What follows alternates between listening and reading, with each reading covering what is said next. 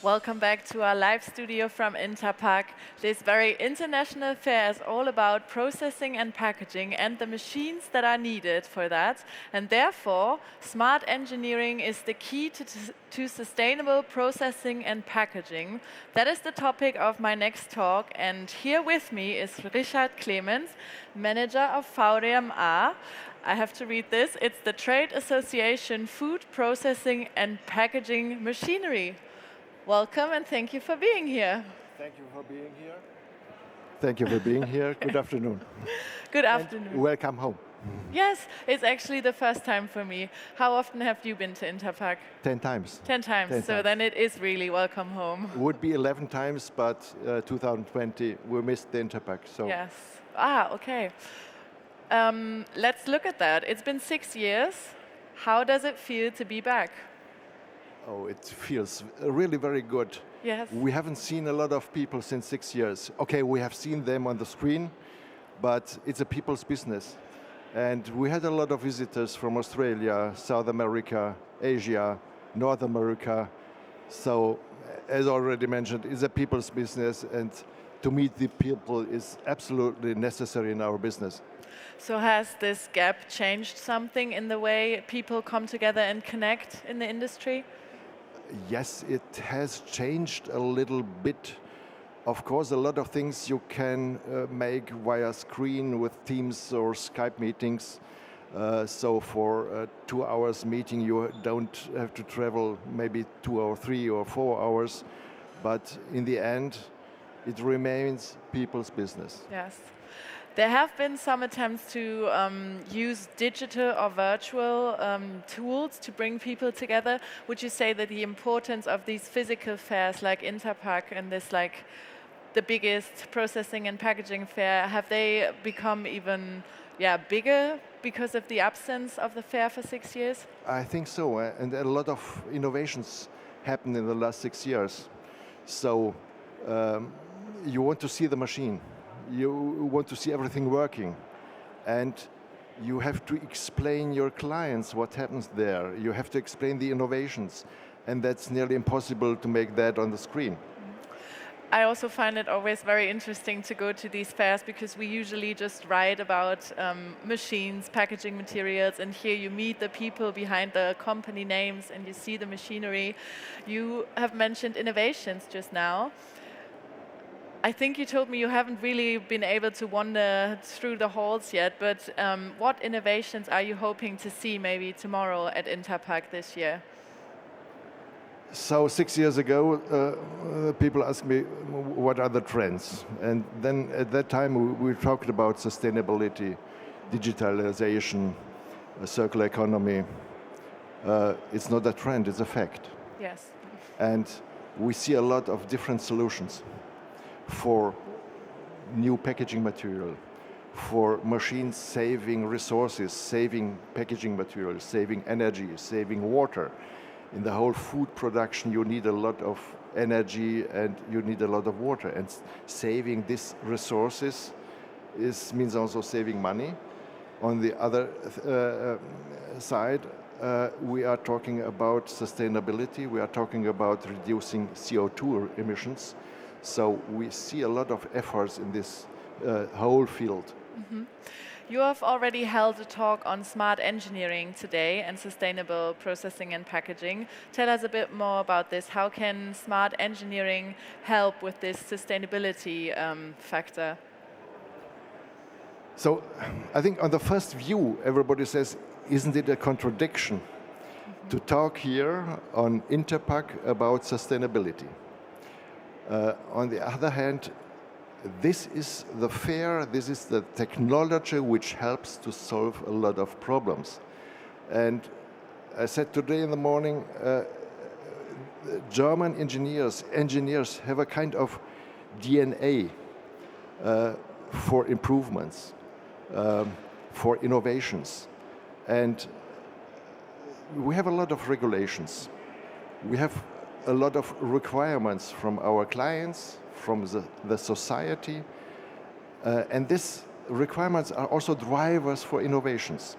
So we will see here a lot of innovative products, we don't have one solution. We have a lot of different solutions. I think that's also one advantage of this big fair, to be able to see many solutions and from different countries. What would you say, how important is this international factor, this international audience for the packaging and processing industry? It's important because you have to see, to have to smell, to taste everything. And such a fair, it's the leading fair, it's the number one, is like a bazaar. You will find solutions from all over the world. Yes, I know that 2/3 of the machinery for food processing and packaging have their origin in Europe. But seeing what the Chinese, the Japanese or South American competitors, to see these solutions, these ideas, to see what ideas have the younger startups, that's the spirit of Interpack. Yeah, the fair brings together a variety of big or small sized companies. That's definitely true. It is also an industry that has gone through some dynamic times and crises and is still. How would you say has the packaging and processing industry coped with with these dynamic times over the last 6 years and today as well? It was a dynamic or crazy time during the pandemic situation. Before this situation, we discussed a lot about the need of packaging material. Then each cookie was packed for hygienic reasons. We had the problem with our supply chains. We missed a lot of parts. On the other hand, we couldn't travel to our clients. So traveling to China or to USA was sometimes completely forbidden. How build up the machinery. And nowadays we have the problem that we are still, we miss still some spare parts. So the supply chain is still not completed. But the discussions about the need of packaging material are still here. And when I talked about contradiction, to talk about sustainability here at Interpack, I am absolutely convinced that this industrial sector is a kind of enabler for the change in the next years. The change obviously has to start somewhere. One other crisis that many industries are facing right now is where to get workers overall, new workers, young people who want to become part of the industry. Fachkräftemangel is the German word. I don't really know the English equivalent, to be quite honest. Why is it so important to interest younger people for the packaging and processing industry, and how do you think can this be achieved? Oh, it's a very difficult way, because in the whole field of engineering, we have a problem with young talents. More than 500 students will come to our booth, but that's not really much. And that won't solve the problems. We need these people for innovations. We need them for new technologies, and we have to keep in mind this is really high tech what the companies produce. Is a fair like Interpack a good place to start the conversation maybe with younger people who are starting their career and to get them interested, do you think? Yes, it is. It is a good place to talk to young people. It is a good place to talk also to their parents, because we are talking about an industrial sector who has a good future. I'm very lucky to work in this industrial sector.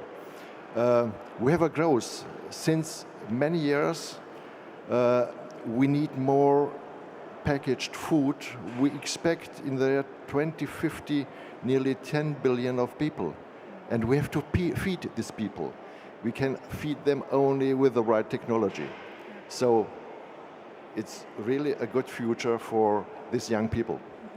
Yes, I guess packaging will always be there because there will always be products that need to be packaged, right? It will be always be there, and it is a must. It is a must to save food, is a must for food safety, security, to protect the food. Food safety or product safety is also one of the hot topics of this year's Interpack. Can you tell us a bit more about this hot topic and maybe also the other ones? What is their relevance? So we have seen that in some countries we have post-harvest food losses up to 60%. That's a lot. So the question is how to feed the people in the year 2050. So we need more technology, more logistic chains, more packaging material, high-end technologies, because we also see that in a lot of countries we have mega cities, not in Germany, not in Europe. We are talking about Shanghai, Mexico City, Lagos in Africa. So how to fit these people in these mega cities? So we need really technology to save the food and to bring the food to the clients. Another, I'm not sure if I'm supposed to call it issue, but another challenge maybe that the industry is facing are changing regulations. The European Green Deal is on its way. How is the industry facing these ever-changing and maybe becoming stricter and stricter regulations? Are they important? Are there challenges involved with them for you? It's really a challenge, and especially for the medium-sized companies, it's a lot of bureaucracy. And sometimes these regulations, we sometimes call it a kind of tsunami for regulations, doesn't make sense. On the other hand, when we are talking about the regulation in the field of packaging sector, we expected that because we have seen from our clients worldwide new expectations, new requirements. We have seen it from the society. And I know sometimes these regulations in the details doesn't make sense, but in principle, we need these regulations to reduce the CO2 emissions, to reduce the waste worldwide. And regulations and requirements of the society or the clients are always a kind of innovation driver. Yes, definitely. So you would also say that there are chances in these regulations? So talking about risk or opportunities, we see as German producers opportunities. And once again, we see us as enabler of these new technologies and enabler of the transformation. Looking into the future, maybe 3 years ahead to the next Interpack, do you see any changes that might happen, maybe trends or something, or what would you wish for to sit here and tell us in 3 years' time? Oh, viewing the future is always very difficult. I expect a lot of new packaging material, maybe bio-based packaging material. I expect new machine generations which can handle or which can have the same speed with new recycled packaging material. I wish specifications for packaging or for recycled material. I wish a market for recycled material. So I'm not sure in 3 years, might be in 6 years. Okay. I mean, those are quite a few things to look potentially forward to in the future. The greatest challenges is for us to buy recycled material. We are talking about contact-sensitive materials, especially in the foodstuff. So you can't use a can for oil and afterwards for sausages or for pharmaceuticals. So we need really specifications for this plastic materials. One last question. It's day 4 of Interpack now. 3 days have already passed. Tell us about your happiest moment so far at this year's Interpack. My happiest moment was on the first evening when I met in the first hours of Interpack a lot of friends, a lot of people, and when I've seen Interpack is working again and everybody said welcome home, and I saw a lot of visitors from all the countries. I hope that you will keep on meeting a lot of people during the next few days. Thank you so much for joining us, Mr. Clemens. Thank you very much. Thank you. We will be back at, what is it now? At 4 with our German program, and Jan Malte Andresen will be talking to another startup here in our own little startup zone. And if you have missed any of our videos and talks so far, be sure to rewatch them at packagingjournal.de or interpack.de. And we will be back with our English program tomorrow, so tune in at 11 o'clock again. See you then.